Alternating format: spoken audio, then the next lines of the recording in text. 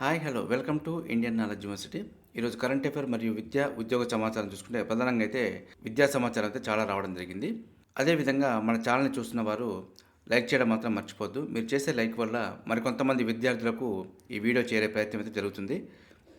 So మనం వివరాల్లోకి వెళ్తే 3 నుంచి టీఎస్ సెట్ 2023 అర్హులకు సర్టిఫికెట్లు అని చెప్పి రావడం జరిగింది మనకి. టీఎస్ సెట్ 2023లో అర్హత సాధించిన అభ్యర్థులు 2024 జనవరి 3 నుంచి ఒరిజినల్ సర్టిఫికెట్ పొందవచ్చని అధికారులు తెలిపారు. ఓయూ దూర విద్యా కేంద్రంలోని టీఎస్ఎట్ కార్యాలయం నుంచి ఉదయం 11 గంటల నుంచి సాయంత్రం 4 గంటల వరకు ఒరిజినల్ అక్నాలెడ్జ్మెంట్ స్లిప్పు, గతంలో సమర్పించిన పత్రాలను అందజేసి సెట్ సర్టిఫికెట్ పొందవచ్చని చెప్పి అధికారులు సూచించడం జరిగింది. సో ఎవరైతే సెట్ క్వాలిఫై అయినారో వారైతే సర్టిఫికెట్ తీసుకోవచ్చు. అదేవిధంగా మరో పాయింట్ తీసుకుంటే స్టాఫ్ నర్స్ పోస్టుల మెరిట్ లిస్టుపై అభ్యర్థుల ఆందోళన, మార్కులు వెయిటేజీ లోకల్ కేటగిరీలో తప్పులు దొర్లాయని ఆవేదన. సో స్టాఫ్ నర్సు పోస్టుల భర్తీలో తమకు అన్యాయం జరిగిందంటూ కొంతమంది అభ్యర్థులు హైదరాబాద్ కోర్టులోని మెడికల్ రిక్రూట్మెంట్ బోర్డు వద్ద శుక్రవారం ఆందోళన చేయడం జరిగింది. తమకంటే తక్కువ మార్కులు వచ్చిన వారి ఆల్ టికెట్ నెంబర్లు మెరిట్ లిస్టులో ఉన్నాయని, తమ నెంబరు లేవని ఆవేదన వ్యక్తం చేశారు.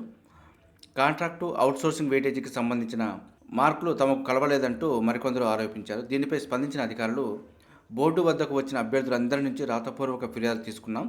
సో వాటిపై టెక్నికల్ టీమ్స్కు పంపించి ఏమైనా పొరపాటు జరుగుంటే మేము సరిచేసే ప్రయత్నం చేస్తామని చెప్పి వారికి సర్ది చెప్పి పంపించడం జరిగింది. ఇది మనకు స్టాఫ్ నర్స్ పోస్టుల మెరిట్ లిస్టుపై కొంతమంది అభ్యర్థుల ఆందోళన. కానిస్టేబుల్కి సంబంధించి చూసుకుంటే న్యాయం చేయకపోతే ఆత్మహత్యలే అంటూ మనకు ప్రధానంగా హెడ్డింగ్ రావడం జరిగింది. కానిస్టేబుల్ విద్యార్థుల పోరాట సమితి ఆవేదన, పోలీస్ నోటిఫికేషన్ రద్దు చేయాలని డిమాండ్, ప్రజావాణిలో అర్జీలను ఇచ్చి ఆందోళన అని చెప్పి రావడం జరిగింది మనకి. వేలాది మంది అభ్యర్థులకు అన్యాయం జరిగి వారిలో కొందరి చావుకి కారణమైన పోలీస్ నోటిఫికేషన్ను తక్షణమే రద్దు చేయాలని, లేని పక్షంలో మూకుమ్మడి ఆత్మహత్యలే తమకు శరణ్యమంటూ పోలీసు ఉద్యోగాల అభ్యర్థులు ఆందోళన వ్యక్తం చేయడం జరిగింది. ఇది మనకు పోలీసు నోటిఫికేషన్ రద్దు చేయాలంటూ కొంతమంది అభ్యర్థులు అయితే ప్రజావాణిలో ముఖ్యమంత్రికి వినతి పత్రం సమర్పించడం జరిగింది. అదేవిధంగా ఎన్ఐఏ ఎస్పీగా విష్ణు వారియరు, ఆయనను వెంటనే రిలీవ్ చేయాలి సిఎస్కు సూచించిన కేంద్ర హోంశాఖ. సో తెలంగాణ క్యాడర్కు చెందిన 2013 బ్యాచ్ ఐపీఎస్ అధికారి విష్ణు ఎస్ వారియరు కేంద్ర డిప్యూటేషన్పై జాతీయ దర్యాప్తు సంస్థ ఎన్ఐఏ ఎస్పీగా నియమితులయ్యారు. ప్రస్తుతం ఖమ్మం పోలీస్ కమిషనర్గా పనిచేస్తున్న విష్ణు వారియర్ను వెంటనే రిలీవ్ చేయాలని చెప్పి మనకు తెలంగాణ రాష్ట్ర ప్రభుత్వ ప్రధాన కార్యదర్శికి లేఖ రాయడం జరిగింది. సో ఇది మనకు డిప్యూటేషన్ పైన మాత్రం ఎన్ఐఏ ఎస్పీగా విష్ణు వారియరు వెళ్ళడం జరుగుతుంది. ప్రధానంగా మరొక పాయింట్ చూసుకుంటే ఆవిష్కరణల ఏడాదిగా 2023 నిలిచిందని చెప్పి రావడం జరిగింది. ఎప్పటికీ గుర్తుండిపోనున్న 2023 కీలక ఆవిష్కరణలు గణతలని చెప్పి మనకు రావడం జరిగింది. అనూహ్య శాస్త్ర సాంకేతిక ప్రగతి, ప్రాకృతిక ఉత్పాతాల్లోనూ రికార్డు అంటూ ప్రధానంగా అయితే రావడం జరిగింది మనకి. అంతరిక్ష అన్వేషణ నుంచి ఆర్టిఫిషియల్ ఇంటెలిజెన్స్ దాకా, గ్లోబల్ వార్మింగ్ నుంచి పలు మానవ వికాసపు మూలాల దాకా శాస్త్ర సాంకేతిక రంగాల్లో 2023లో పలు నూతన ఆవిష్కరణలు చోటు చేసుకున్నాయి. ప్రపంచం దృష్టిని తన వైపుకు తిప్పుకోవడమే కాక భవిష్యత్తుపై కొంగొత్త ఆశలు కూడా కల్పించాయని చెప్పి మనకు ఇవ్వడం జరిగింది. వినాశహేతుకమైన గ్లోబల్ వార్మింగ్లోనూ కొత్త రికార్డులకు ఏడాది వేదిక అయింది. 2023లో టాప్ 10 శాస్త్ర సాంకేతిక పర్యావరణ పరిణామాలు ఒకసారి చూసుకుంటే మనకి చంద్రయాన్ గురించి కొంత సమాచారం, అదేవిధంగా ఆదిమ జాతులు, అత్యంత వేడి సంవత్సరంగా, ఊబకాయానికి మందు అని చెప్పి మనకు మరో పాయింట్ కృత్రిమ మేధ, గ్రహశకలం ఓసిరిస్, అదేవిధంగా సికిల్ సెల్కు తొలి జన్యు చికిత్స, పాపం పక్షిజాలం, అదేవిధంగా మరో పాయింట్ మూల కణ ఆధారిత పిండం, అదేవిధంగా కార్చిచ్చులు అని చెప్పి మనకు ఒక 10 పాయింట్లు అయితే రావడం జరిగింది. సో వీటి గురించి కొంత సమాచారం కూడా ఇక్కడ ఇవ్వడం జరిగింది. సో ఒకసారి అయితే మీరు ఈ 10 పాయింట్ల మీద ఒకసారి ఫోకస్ చేయండి. కరెంట్ అఫైర్లో మనకు అడిగే అవకాశం ఉంటుంది. ఇక మరో పాయింట్ చూసుకుంటే ఉపకార దరఖాస్తుకు సమీపిస్తున్న గడువు, రేపటితో మిగిలిన ఆన్లైన్ రిజిస్ట్రేషన్లు. ఇప్పటి వరకు రిజిస్ట్రేషన్ చేసుకున్న విద్యార్థులు 8.15 లక్షలు, ఇంకా నమోదు చేసుకోవాల్సిన విద్యార్థులు 5.5 లక్షల విద్యార్థులు. కాలేజీ యాజమాన్యాలు చొరవ చూపాలంటున్న అధికారులు. సో ఎవరైతే పోస్ట్ మెట్రిక్ విద్యార్థుల ఉపకార వేతనాలు మరియు ఫీజు రియంబర్స్మెంట్ పథకాలకు సంబంధించి ఆన్లైన్ దరఖాస్తు ప్రక్రియ గడువు దగ్గర పడింది.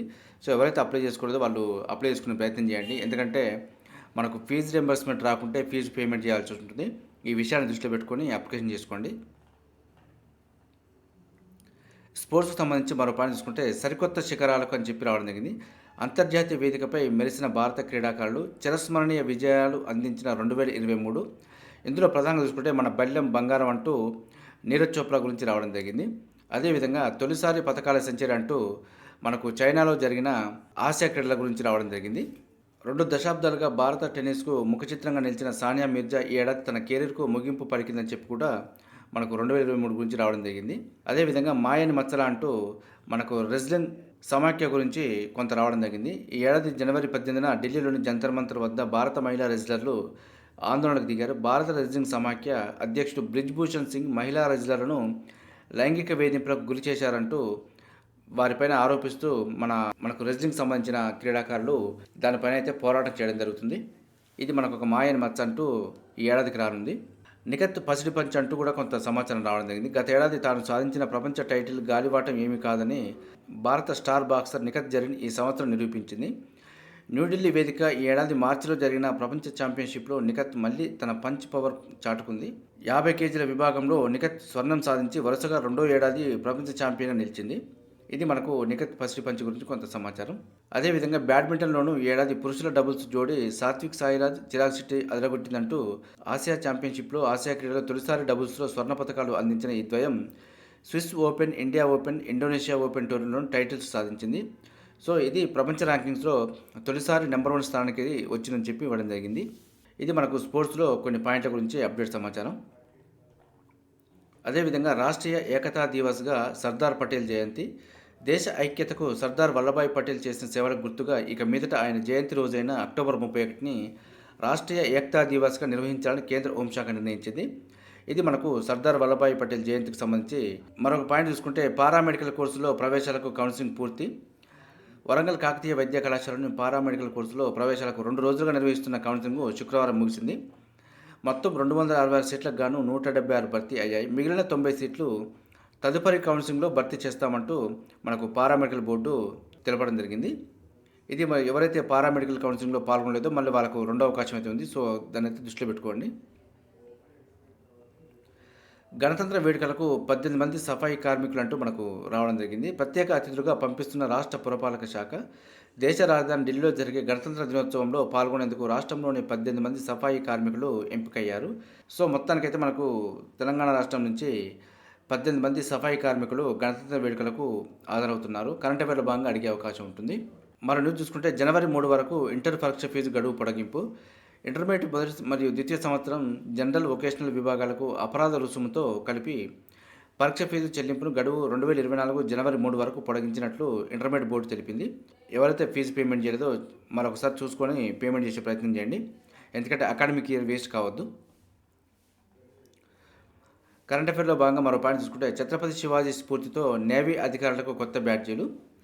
మనకు భారత నౌకాదళం అడ్మిరల్ స్థాయి అధికారుల కోసం కొత్తగా రూపొందించిన బ్యాడ్జీలను తాజాగా విడుదల చేసింది. మరాఠా సామ్రాజ్యాధినేత ఛత్రపతి శివాజీ మహారాజ్ వారసత్వాన్ని ఇవి ప్రతిబింబిస్తాయని చెప్పి నౌకాదళ దినోత్సవం సందర్భంగా ప్రధాని మోదీ ఇటీవల వ్యాఖ్యానించారు. అడ్మిరల్, వైస్ అడ్మిరల్, రియర్ అడ్మిరల్కు సంబంధించి మొత్తం 5 బ్యాడ్జీలను నౌకాదళం ఆవిష్కరించింది.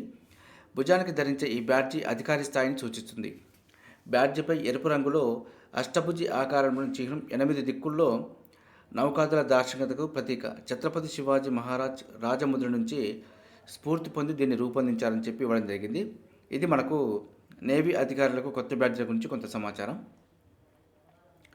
మనం ఎప్పుడెప్పుడు అని ఎదురు చూస్తున్న నోటిఫికేషన్ అయితే రానే వచ్చింది. Common university entrance test PG 2024 notification అయితే వచ్చింది.